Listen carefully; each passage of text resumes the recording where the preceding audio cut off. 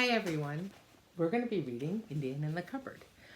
Last time we left off, we were on chapter 14, The Missing Key. I'm going to start that chapter over just to get us remembering where we were before. If you can recall, before chapter 14, Omri and Patrick had gone to Yaps and they had bought a little plastic Native American for Little Bear to marry. And then now I'm going to start The Missing Key. Omri's brothers were already sitting at the tea table when the two boys rushed in. "Hi, what's for tea?" Omri asked automatically. Gillen and Adil didn't answer. Adil had a funny smirk on his face, and Omri hardly even noticed it. "Let's make a sandwich and eat upstairs," he suggested to Patrick. They slapped some peanut butter on bread, poured mugs of milk, and hurried upstairs to Omri's room, whispering all the way. "How long does it take?" "Oh, only a few minutes." "Can I see her?" "Wait till we get upstairs." Omri opened the door and stopped dead. The white medicine cupboard was gone. Where is it?" gasped Patrick. Omri didn't say a word. He turned and rushed downstairs again with Patrick behind him. "Okay, where have you hidden it?" he shouted as soon as he burst into the kitchen. "I do not know what you are referring to," said Adil loftily. "Yes, you do. You've taken my cupboard." "And suppose I did. It was only to teach you a lesson." "You're always taking my things and hiding them. Now you're going to see how funny it is." "When was the last thing I took anything of yours? Tell me one thing that I've taken of yours in the last month." "My football shorts," said Adil promptly. "I never touched your shorts. I already swore to you that I hadn't." "I had to miss a game again today because I didn't have them, and I got detention for it. So now you can be grateful I'm only punishing you and not bashing you in," said Adil with a maddening calmness. Omri felt so furious, he even wondered for a moment whether it was worth bashing Adil in. But Adil was enormous. It was hopeless.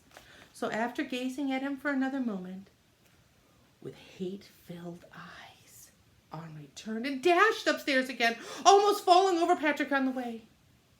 "What are we going to do? What are we going to do?" "Well, we're going to look for it, of course." He was turning Adil's room upside down like a madman when Adil, slowly mounting the stairs in the direction of his homework, heard the racket and came running. He stood in the doorway, looking at the shambles of pulled-out drawers, de-gutted cupboards, furniture pulled away. "You little swine!" he howled and dived at Omri. Omri fell to the ground with Adil on top of him.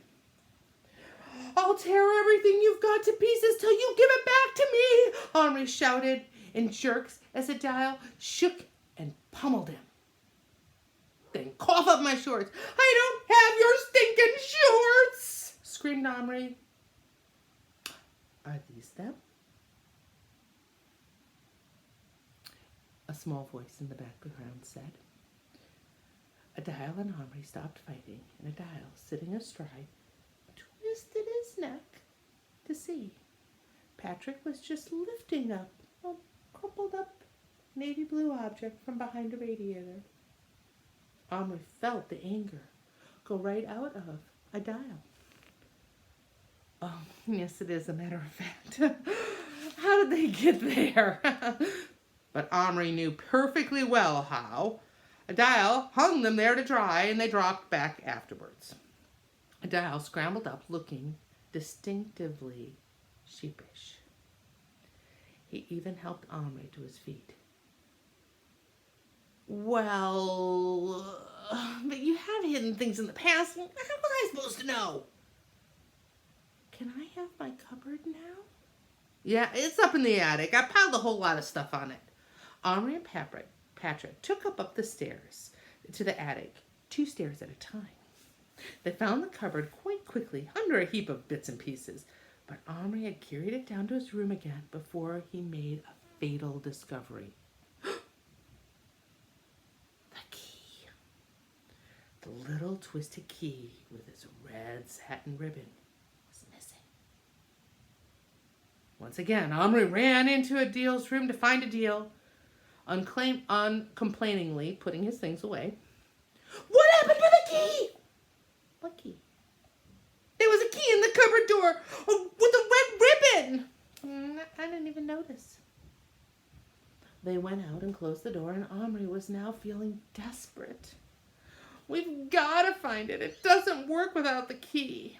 And I'm going to stop our reading right there. This is the end of chapter 14, reading number 1.